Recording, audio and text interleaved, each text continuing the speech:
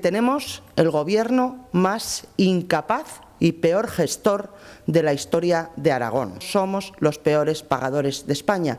No solo la media de la Administración, que son 71 o casi 72 días, es que el Servicio Aragonés de Salud tarda más de 95 días. Si tenemos el presupuesto más alto de la historia y somos los peores pagadores de España, ¿qué es lo que hace el Gobierno de Aragón con el dinero de los aragoneses? Que esto iba a pasar lo advirtió la interventora, lo advirtió el Partido Popular, lo advirtió el Ministerio de Hacienda, pero el problema es que lo sufren los aragoneses.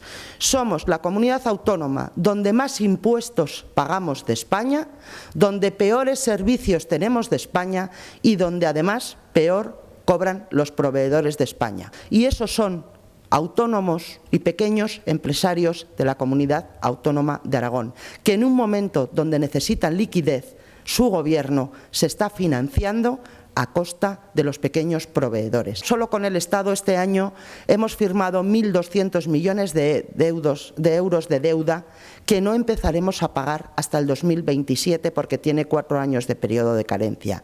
Es que el Gobierno de Aragón no solo gestiona mal el hoy, sino que está hipotecando el mañana, derivando toda la deuda a 2027.